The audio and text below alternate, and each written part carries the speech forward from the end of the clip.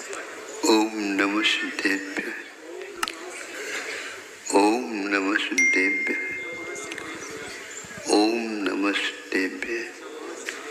अहिंसा परमो धर्म की। आचार्य गुरुवर श्री कुंद कुंद भगवान की। आचार्य गुरुवर श्री ज्ञान सागर मुनि महाराज की।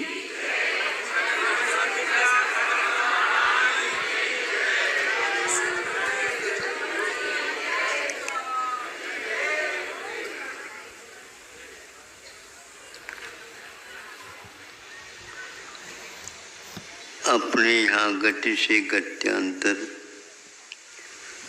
जब यह जीव जाता है उसके बारे में उमा स्वामी महाराज ने कहा है, वह गति सीधी भी होती है और मुड़ती हुई भी जाती है। जब मुड़ती है तो उस समय वह अनारक रहता है और वह मोड़ 1, 2, 3 तक होती है। एक अपवाद के रूप में या मतांतर के रूप में चौथा भी मोड़ा होता है, किंतु आज वह कौन करके 3 की बात करना चाहता। विग्रह का अर्थ मोड़ा होता है और विग्रह का अर्थ नहीं ग्रहण करना, नो कर्मों को आहारक वर्गना के रूप में, सिवाय कर्म वर्गनाओं को छोड़। कर्म वर्गना यदि शरीर नाम कर्म का उदय है, कोई भी हो, कार्मण का योग भी क्यों न हो, वहाँ पर वर्गनाएं आएंगे, किंतु आहार वो नहीं करेंगे, इसलिए उनको अनाहारक कहा। मोड़ा भी होता है, विग्रह में शरीर भी होता है। तो शरीर के लिए गति से गत्यांतर जाता वह व्यक्ति आहारक भी होता है और अनाहारक भी होता है। सीधे सीधे गति को धारण करने वाला भी होता है और टेढ़े मेढ़ी भी वह गतियों को धारण करता है, किंतु अनुश्रेणी गति ही यह उसका नियम है। आकाश के प्रदेशों की पंक्ति के नाम श्रेणी है, उस श्रेणी का हमने पंक्ति है, उस पंक्ति से ही वह जा सकता है। यद्वा तद्वा उसकी गति नहीं होती। पगडंडी बात अलग है, लेकिन राजमार्ग में तो हमेशा हमेशा ये नियम चलता है। तो यह मोड़े की बात इसलिए कह रहे हैं, विग्रह की बात इसलिए कही जा रही है, वो टेढ़े का नाम है। आज का दिन सीधा का नाम। माया तेरे जीवन से नहीं चाहिए।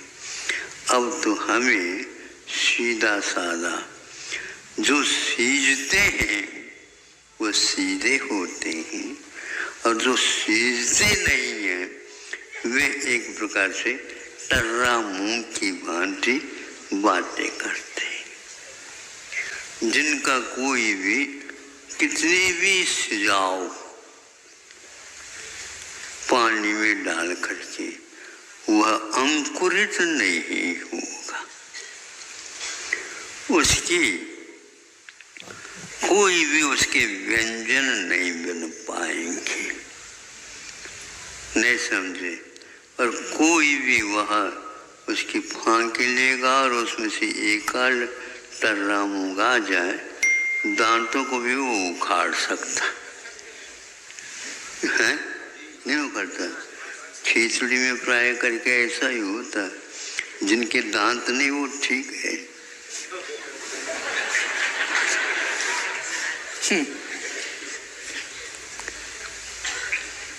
तो ऐसा क्यों हुआ? एक मूंग बोया किसान ने और अच्छे ढंग से खाद पानी हवा आदि सब कुछ व्यवस्थित प्रकृति से उपलब्ध हुए और उस एक ही मूंग की करामत अंकुरित हो गया और वह उसका बेल फैलने लगा। फैल करके वह 4-5 फीट में वर्ग फीट में फैलता है। अच्छे सुबह वहाँ जमीन थी, उर्वरा शक्ति अच्छी थी। फैल गया तो कई शाखाएं उपशाखाएं उससे फूट गई। शाखाओं में से और उपशाखाओं से एक पत्ता है, उस पत्र दूसरे पत्र के बीच में इस प्रकार वो शाखाएं फैल करके उसमें समय पर फलियां लग गई। फली समझते हो, जैसे मूंगफली है, इस गंवार अपनी ये हाँ मटर फलियां भी होती हैं, लेकिन ये फली है एकदम सीधी रहती है, मुड़े हुए नहीं रहते, ध्यान रखो, एकदम सीधी रहती है।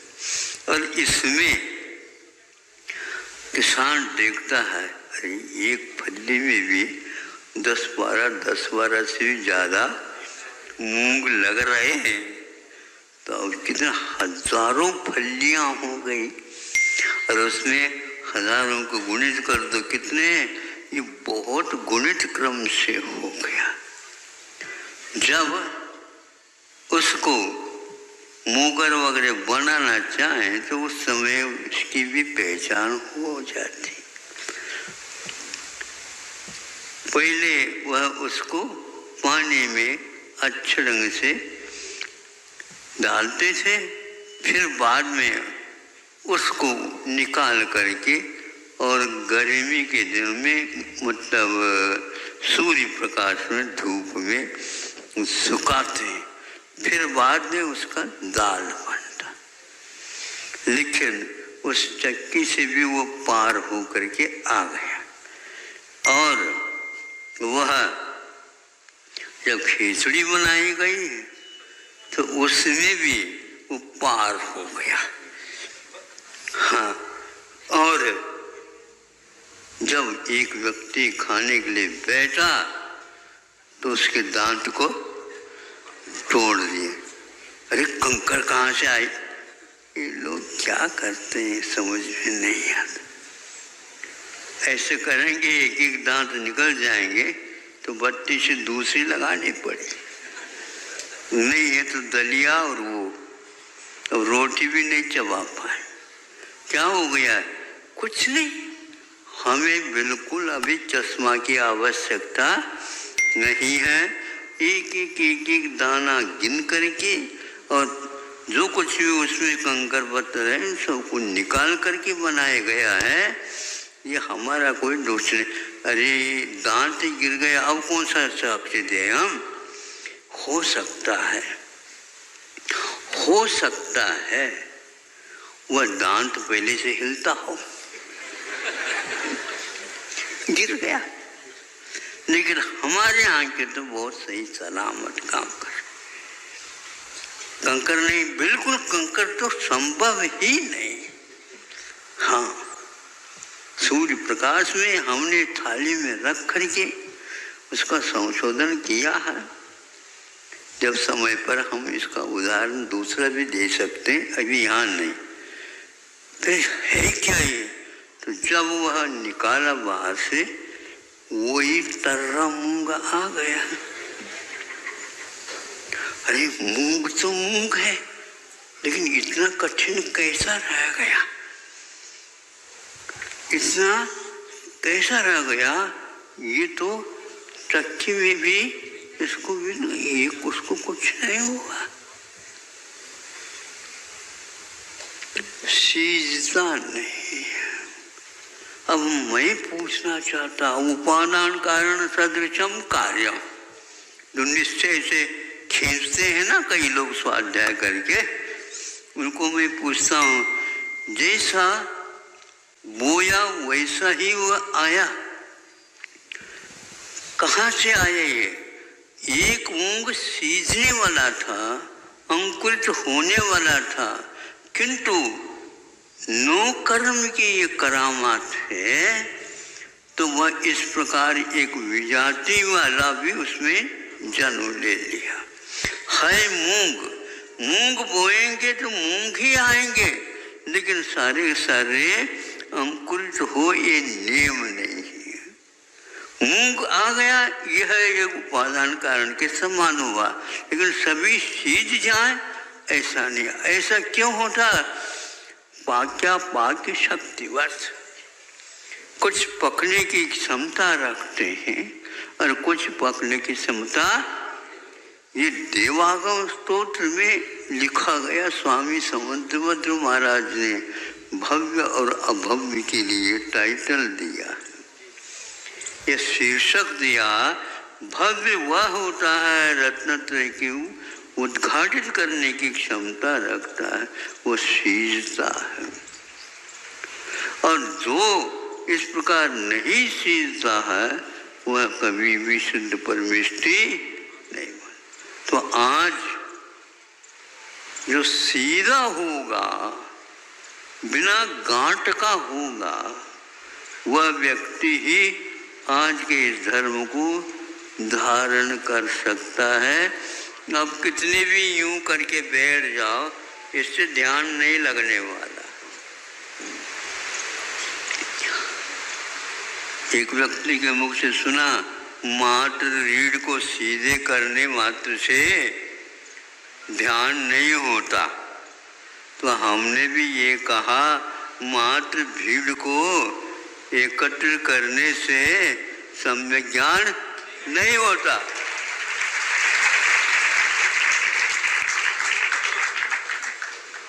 नहीं समझे? जोड़ के साथ तोड़ भी तो होता। हाँ? किंतु ये ध्यान रखो, जिसके पास संघनन नहीं है और आसन की यदि उपेक्षा करता है, तो उसको तो शपक श्रेणी आदि को नहीं मर सकता। वो तो निमित्त है।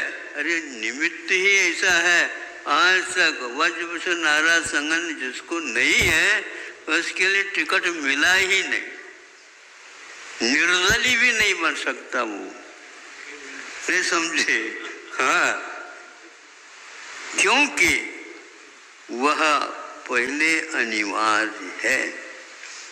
शुक्ल ध्यान, दूसरे शुक्ल ध्यान के लिए वह संगणन पहले चाहिए, किंतु वह भी 8 वर्ष अंतर्मुहूर्त पहले नहीं चाहिए। मैंने जन्म लेते ही हो जा, ऐसा नहीं होता। तब लगा कि हाँ, टर्रा होना तो बहुत ही कठिन है, इसका कैसे निस्तार होगा उसको कोई चिंता है ही नहीं। ऐसे ही आज तक हम लोगों की भी यही गिनती में आ जाती है। आज तक यदि उद्धार नहीं हुआ तो आगे का क्या भरोसा। लेकिन फिर भी भव्यत्व यदि उपाधि हमारे पास है, ये पक्का है, बारी निमित्त ये मिलते ही या इसको जुटते ही निश्चित रूप से हमारा निस्तार हो सकता है। इसलिए आज माया का विरोधी आर्जव धर्म है। इसका विरोध हुआ, माया की पार्टी कोई भी है वह पार्टी कभी भी जीत नहीं सकेगी। केवल चुनाव में चुन करके आ गई, इसलिए सरकार नहीं बनती। नहीं समझे?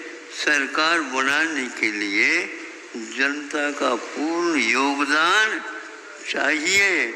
2 प्रकार की तालियां बजती है। नहीं समझे? यदि जनता हाउ कह दे तो वो तालियां अलग होती हैं, और दूसरे होंगे तो वो तालियों की आवाज़ अलग आती है। उसी प्रकार तीर्थंकर भी जब तक ये संकल्प नहीं लेते हैं हम आजीवन माया को छोड़ दे रहे हैं। गृहस्थ आश्रम में पहले आवश्यक है, घर में क्या होना चाहिए? पहली हो निरोगी काया, दूसरी हो घर में। माया जोड़ करके यहाँ पर आए हो, चलने वाला हो, वहीं का वहीं छोड़ करके आओ। हाँ, उसकी आवाज भी मत सुनो, क्योंकि वो माया है। यह माया वही जब तक जमानत है तब तक यहाँ पर श्रवण नहीं बन सकता। हाँ, शुल्लक ऐलक वगैरह आलिका वगैरह बन सकती है, एक देश माया का त्याग करें। अब ये समझना भी बहुत कठिन है, नहीं समझे?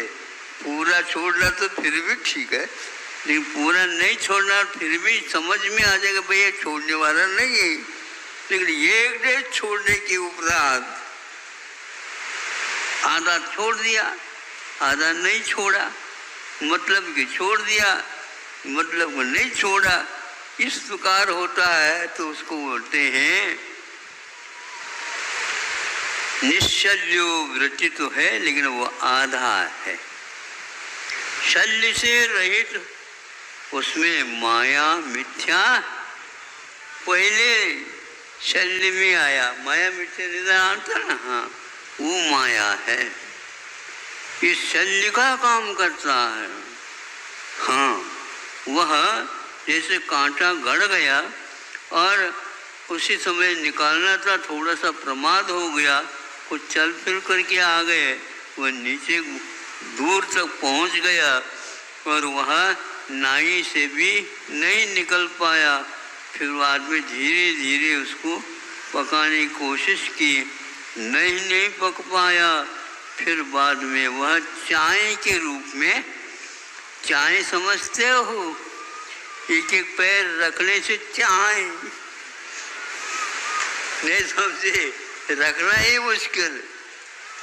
लंगड़ा था, चप्पल पहनने के उपरांत भी अपना ये इस प्रकार की दशा होती है। अनंत काल से आप लोग आ रहे हो, चाय के साथ यदि आ गए हैं तो हम कहते हैं भैया ऐसे तो हम निर्वाह नहीं कर पाएंगे, क्योंकि आप चाय वाले पैर वाले तो हैं, लेकिन चाय कौन उठाएगा आपको, कौन चलाएगा आपको? वह आपके समान ही वह भी लंगड़ा रहा है। इसमें कौन चाय वाला है और कौन सही सलामत से पता तक नहीं लगेगा। ऐसी दशा आत्मा की हो गई है और उसको बहुत गहराई तक, जब तक उसको दवाइयाँ वगैरह लगा करके उस सुरंग मार्ग से उस कांटे को नहीं निकाला जाता, तब तक एक बार भी नहीं निकल पाता। कभी कभी उसके कुछ अंश रह जाता है। ऐसी दशा है माया मिथ्या और निधान। मायाचार से जैसे ऊपर है वैसे ही भीतर हो, जैसे भीतर है वैसे ही ऊपर हो, काया में, वाचा में और भीतर विचारों में, सब में एक सा जब तक जीवन नहीं होता तब तक उसका सींचने का कोई उपाय नहीं होता। इसलिए उमा स्वामी महाराज ने निश्चल्यो वृत्ति कहा। वृत्ति व्रत लेने मात्र से नहीं होता। और ये भी ध्यान रखिए, वह केवल शल्यत्रय का त्याग करने मात्र से नहीं हो सकता है। ना शल्यों का त्याग करना अलग वस्तु और ऐसी दशा में उसको वृत्ति के योग माने 12 व्रत अथवा पंच महाव्रत लेना अलग। जब ये लेता है उस समय वह हल्का हल्का महसूस करता है। जब तक उसमें पानी रहेगा, रोटी बना रहे हैं आप और उसमें पानी का अंश रहेगा तो वह किसी प्रकार से फूलेगा नहीं। मान लो पूड़ी बना रहे हैं तो उसको बना करके वो कढ़ाई में छोड़ देते हैं। कभी देखा आप लोगों ने? खाया तो वही कई बार होगा। तो वह कढ़ाई में जो छोड़ते हैं तो सीधे पहले डूब जाता है। हाँ, डूब जाता है। फिर उसको यूं करके उसमें उसी डूब के साथ उसको चारों तरफ से घी अथवा तेल सींचते चले जाते हैं। फिर रग रग में वह जब घी अथवा तेल पहुंच जाता है उस समय वह ऊर्ध्वगमन करके कहाँ तक आता? जब तक तेल का सतह पर नहीं आता। जब सतह पर आ जाता है उस समय वह फूली हुई पूड़ी कहलाती। फिर इसके उपरांत थोड़ा सा और उसके ऊपर गरम गरम डाल दिया जाता है। तब उसके भीतर पेट में जो हवा है उसको भी ठोंस करके निकाल दिया जाता है। फिर वह बाहर में आप लोगों के सामने आ जाता है। ये पहले डूबेगा वो ध्यान। इसीलिए डूबने मात्र से वह आकार लेने मात्र से वह पूरी नहीं कहलाती, किंतु वह जलना भी नहीं चाहिए। इसलिए उसको बार बार नीचे से ऊपर, ऊपर से नीचे और करते रहते हैं। फिर वह बिना दागदार वह आपके लिए सामने आ जाता है। यह ऊर्ध्वगमन का स्वभाव भी ऐसा ही इसी पर आधारित है। एक समय भी नहीं लगेगा जब पूरा का पूरा यह आत्माराम एक अकेला नहीं बचेगा तब तक ऊर्ध्वगमन का सवाल नहीं उठता। माया को दूजी हो घर में तो वो तो घर तो था ही, लेकिन यह भी एक वस्तुतः घर है। अनंत काल से इसमें क्या क्या कूड़ा कचरा भर रखा है, खाली होना बहुत कठिन है। और जब तक खाली नहीं करोगे तब तक आप सीधे नहीं ऊपर उठ जा ही नहीं सकोगे।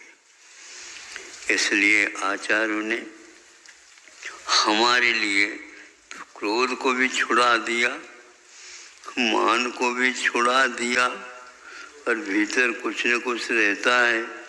माया को भी छोड़ दो पहले। नहीं समझे?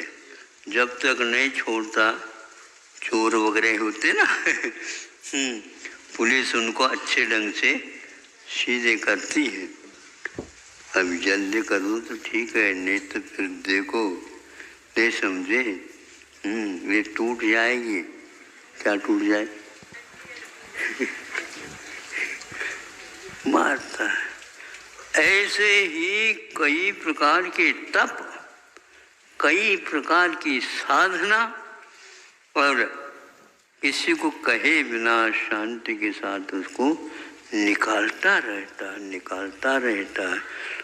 नया बंध समाप्त, पुराना बंध जो बंधा हुआ है उसको निकालना निकालना प्रारंभ करता, तब कहीं जा कर के जय जयकार आत्मा की होती है। आप जय जयकार की ओर देखोगे, माया को पुनः बुला रहे हैं, क्योंकि आचार्यों ने ये कहा सब कुछ ठीक है, लेकिन दिखावट जो है ठीक नहीं। किसको दिखा रहे हो? आप जैसे निश्चल्य वृत्ति बनने वालों की संख्या नहीं अनंत अनंत हो चुकी।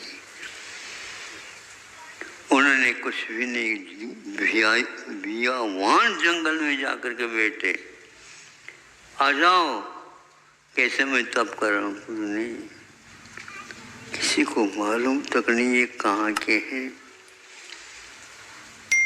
देश से विदेश की ओर आकर के दूसरे राज्य में जाकर के तप को धारण कर लिए, किसी को मालूम नहीं। संगन तो था ही तेज, जंगल में कोई आता है ही नहीं, दिन में जाना भी मुश्किल, रात में कौन आएगा। वहाँ के राजा, वहाँ की सेना अलग है। वह निशाचर रात में घूमते रहते, उसमें भी कोई माया नहीं है, इसलिए शांति से बैठे। उनके पास कौन आएगा? यह श्रद्धा, यह साधना और यह निश्चय अपने आप में बहुत महत्वपूर्ण है। कई लोग ये कहते हैं शल्य के साथ बाहुबली थे, वे समझे, उनको आदत पड़ी है भरत जी की पार्टी का समर्थन करने को। ये समझे एक आध बार तो ठीक है, वह बहुत आदिकाल पुराना काल हो गया, फिर भी अभी भी पार्टियां छूट नहीं रही। बाहुबली हाँ द्रविड़ तो थे ही, दिखाने के लिए खड़े हैं। भैया 1 वर्ष तक लगा, इसका अर्थ ये नहीं है वो बहुत बड़ा दोष है, क्षायक सम्यक दर्शन है। आप उसको द्रविलिंगी कहोगे तो पहले सोच विचार करेंगे। महाराज जी ने तो देखा अपने अष्टबाहुर में द्रविलिंगी थे, द्रविलिंगी कई व्यक्ति होते हैं। हाँ मुनि महाराज है, किंतु श्रेणी में नहीं चढ़ पा रहे जहां से वह पूर्ण परीक्षा होने वाली श्रेणी, वो भी उपशम श्रेणी है, क्षपक श्रेणी चलना चाहिए। केवल छठा सातवां होगा ही रहता है, उसके नीचे नहीं आएगा, नहीं सही। लेकिन बाहुबली नीचे भी आ सकते थे, और भरत जी नीचे कहाँ पर? मुनि बनने के उपरांत वो छठे में और छठे से नीचे भी आ सकते। चतुर्थ समय दर्शन से नीचे नहीं आ सकता, ये है इसका। अविरत ना बने, इसने कहा बन सकता है। यही हुआ था। 1 वर्ष तक कड़ी तपस्या की, फिर बाद में उन्हें केवल ज्ञान की प्राप्ति। नहीं महाराज ऐसा नहीं है, आप जो है उन्हीं का समर्थन कर रहे हो। नहीं, मैं समर्थन नहीं कर रहा हूँ, सही बात कह रहा हूँ। नहीं है तो आपको ही हाउ बाद में कहना पड़ेगा, पहले से हाउ कह दो। हाउ संकोच के साथ मत कहो, हाँ, स्पष्ट कहो हाउ महाराज, ठीक है।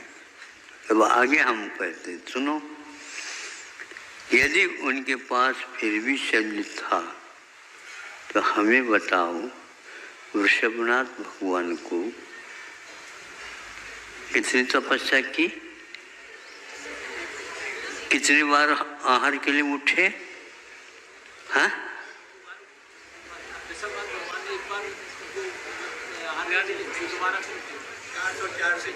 अरे 1000 वर्ष, हाँ, और 1000 वर्ष में, एक वर्ष में 2 बार उठे।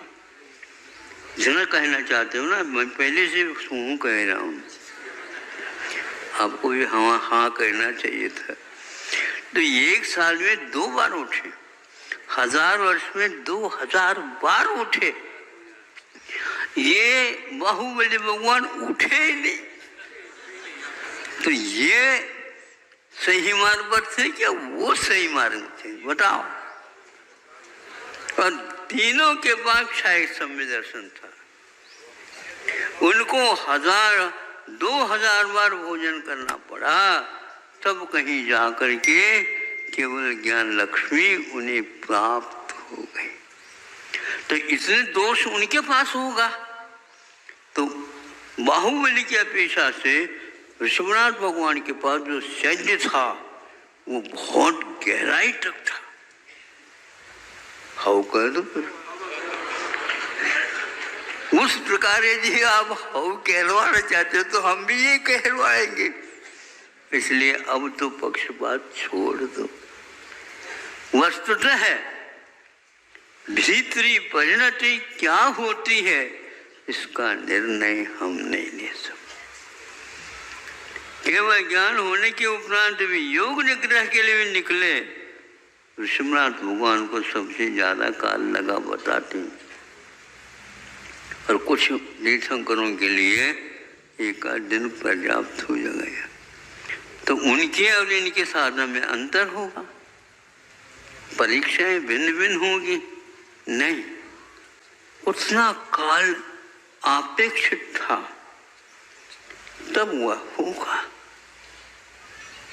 कहीं मान लो बादल गड़गड़ाहट के साथ वर्षा जोरदार हो रही है, नहीं समझे, आपका वह धोती, आपकी धोती वह सूख ही नहीं, और किसी को धोती बहुत जल्दी सूख गए, क्यों क्या बात हो गई?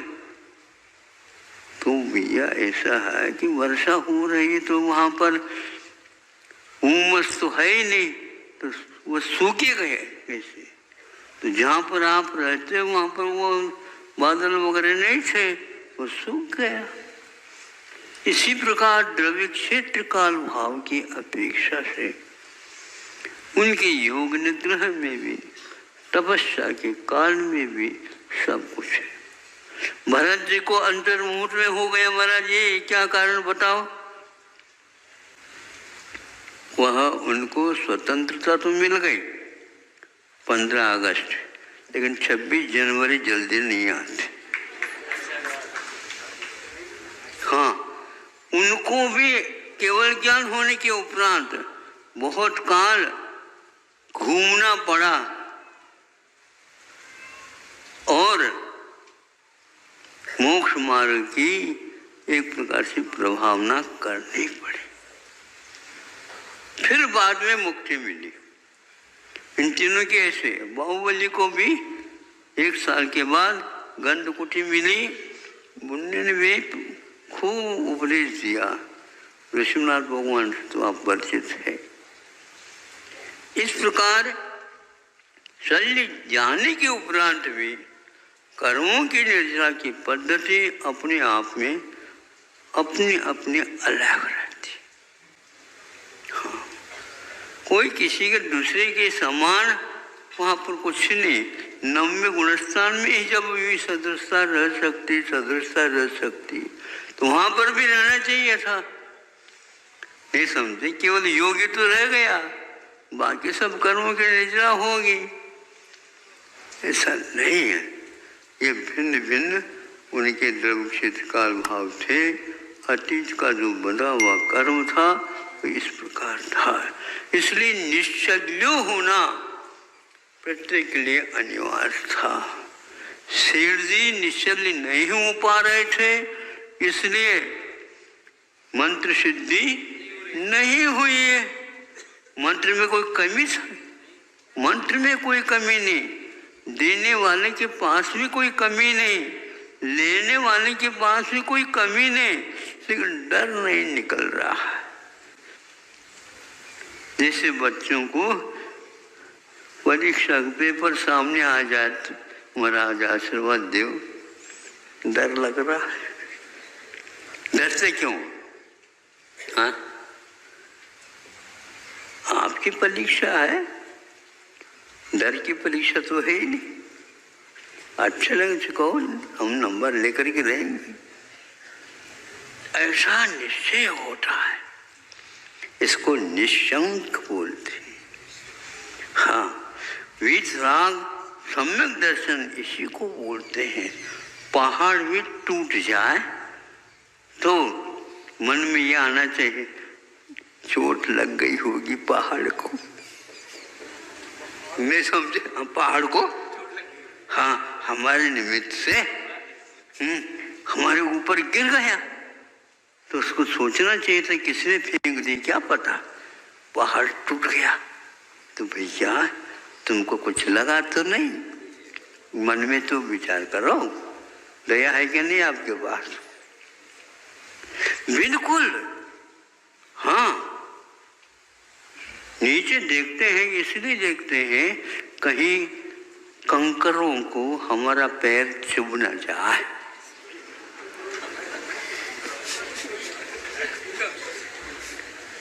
क्यों हंस रहे हो? इसमें हंसने में क्या बात है बताओ? दया इसी का नाम है। हाँ, वह यदि फूट गए, नहीं समझे, गलत होगा। सचित हो तो असचित से अचित हो जाएंगे, फिर तो दोष लगता है। इसलिए निरख निरख के वे पग धरे, पाले करुणा। बोलो। हाँ, तब आप आपस में तो बोलते रहते हो, हमारे सामने क्या होता बताओ? पाले करुणा अंग। ये करुणा के अंग ऐसे होते हैं।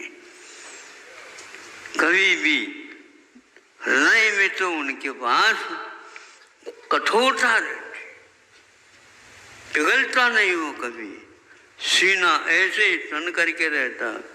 लेकिन करुणा की बात आती है तो वहां पर पसीना आ जाता। ये पसीना आना स्वाभाविक, इसलिए वह माया अपने लिए तो हमेशा हमेशा के लिए त्याग कर देना चाहिए, और दूसरे के लिए तो माया एक प्रकार से आवश्यक होता है। मियाँ अभी अभी काम कर रहा है, इसके लिए कोई सहयोग की आवश्यकता है, दे दे। वो लेना भी नहीं चाहता है तो उसको घुमा करके दे दिया जाता है। ये घुमाना मायाचार नहीं क्या? नहीं, ये मायाचार नहीं, ये माता का आचार। नहीं समझे? मैया का आचरण है ये। तो वह माया जैसा लगता है, लेकिन ऐसा है ही नहीं। अब वह हर बात में हाउ हाउ कहती रहती। जब काम हो जाता उस समय ज्ञात हो जाता कि ये कैसे करती। तभी तो यह आपका पालन पोषण हुआ है। इसलिए अरहत परमिष्टि जब उपदेश देते हैं, वह एक एक के ऊपर दया भाव रख करके अपना काम करते हैं। कंकरों में भी जिन्होंने जीवत्व का भान किया है, आपके पास ज्ञान है, ऐसा देखने में आ रहा, फिर भी वह पहचान भी नहीं आ रहा तो कह देते महाराज ये काला काला जीरा है। अरे जीरा इतना बड़ा होता है क्या? ये तो चीटा है। तो चीटी को भी आप और दूसरा नाम लेकर के तात्कालिक अपने दोषों को छिपाना चाहो, ये ठीक नहीं। हाँ महाराज, हमारा प्रमाद के कारण यह ऐसा हो गया। आप बिल्कुल शांति के साथ ले रहे थे यार, हम उसको भी ठीक नहीं कर पाए। ऐसे भाव उनके आ जाते हैं। सम्यक दर्शन ऐसा कोरा कोरा सम्यक दर्शन नहीं होता, उसके भीतर भी बहुत कुछ और पोषक तत्व रहते हैं। 8 अंगों के माध्यम से जब वह सम्यक दर्शन आता है तो वह भीतर से बाहर आ जाता है और तैरने लग जाता। खदबद कर रहा है तेल, लेकिन उसको उससे कोई मतलब नहीं रहता, हल्का फुल्का हो जाता, पानी का अंश उसके पास से दूर हो जाता है। आप लोगों के लिए भी ऐसा ही चाहिए। जीवस्य कहा एक समया विग्रह, जीवस्य एक समय वाली, वह अविग्रह यानी ईशु गति, रुजु गति जिसको बोलते हैं, वह जीव यानी संसारी जीव को ही होता है, और शुद्धत्व को जिसने प्राप्त किया उसको भी होता है। ये स्वभाव है उसका। 14 राजू पार कर सकता वह बिना अनाहारक बने, ऐसे शास्त्र में लिखा है। इसी को बोलते हैं रुजु गति। रुजु मैंने सीधी, और रुजु नहीं हो, अनरुजु हो जाए जिसको विपुलमती बोलते हैं, टेढ़ी मेढ़ी चलती है, ऐसा रहता है। इसलिए हमें अपने आप को सीधा करना है। लोहार को के पास कभी गए थे आप लोग? हाँ, मैं गए तो थे, उनसे मित्रता भी हमारी थी। उन व्यक्तियों से मित्रता रखनी चाहिए जिसके द्वारा आते समय जाते समय हमारा अनुभव बढ़ जाए। वहाँ जो टेढ़ा बना है लोहे का, सलाई का और कोई भी, तो उसको सीधा करना चाहता, वो सीधा वैसे नहीं कर सकता। पहले भट्टी में डाल दिया, फिर उसके ऊपर चलाओ धुनकी, तो वह धुई चलाता है, चलाते वो फर फर फर फर आवाज होती रहती है आग की, और वह तप गया, लाल लाल गोला आ गया, चिमटा से उसको पकड़ता है और यहाँ पर सामने रखता है। अब धोकनी छोड़ दो और मार दो इसके ऊपर। घन का प्रहार होता है, एक बार में सीधा नहीं होता, उपटता बार बार करना पड़े, तब तक तो वह पुनः लाल से स्थान पर काला हो गया। एक बार, 2 बार, 3 बार उसको कोयले के द्वारा तपा करके सीधा कर दिया जाता है, फिर बाद में वो काम में आता है। इसलिए ऐसे क्षपक श्रेणी वाले जो होते हैं, अपने टेढ़ी मेढ़ी जो उपयोग की दशा है उसका अच्छे घन पटक करके सीधा कर देते हैं। जोर से मत करो, जोर से मत करो, तो तुम सीधा जो था उसको टेढ़ा क्यों बनाया? हम क्या करें? बन गया, वो बन गया तो आपकी ही जिम्मेदारी है। पकड़ो इसको, अच्छे पकड़ो, छोड़ना नहीं, वो पटकता रहता है। ऐसा वह पुनः पूर्व स्थिति पर लाता है। इसको बोलते हैं निश्चल्यो, इसको बोलते हैं सीधापन। सीधापन आए बिना आपको सिद्धि नहीं मिलेगी। आप चाहो सिद्धि, अभी तो महाराज सिद्धि तो बहुत दूर लगती है, हमारी प्रसिद्धि हो जाए।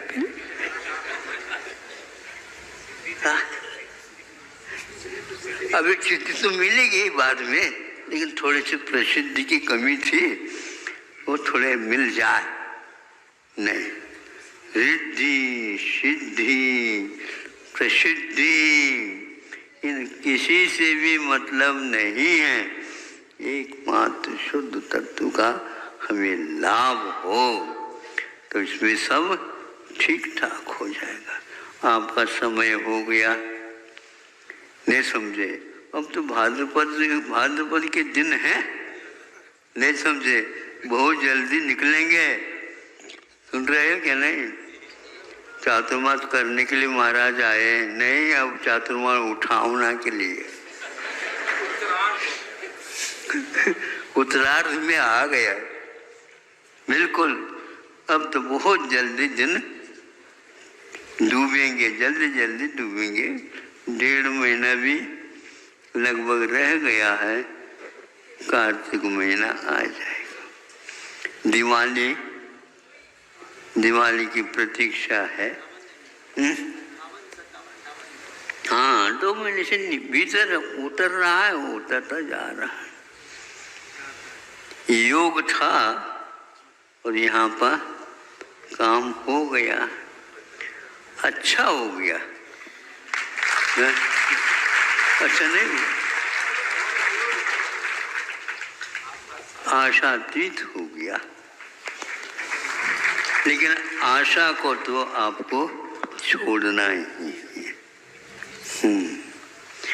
आशा नहीं, निराशा भी नहीं, किंतु वीतरागता ही अपना स्वभाव है।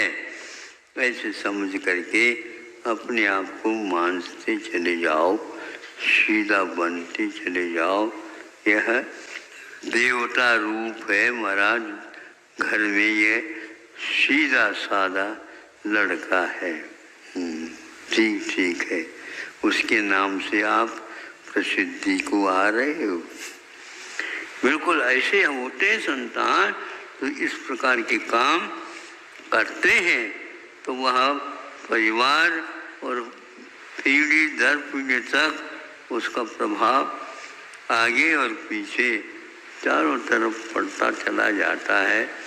यही एकमात्र मार्ग प्रभावना का साधन है। अहिंसा परमो धर्म।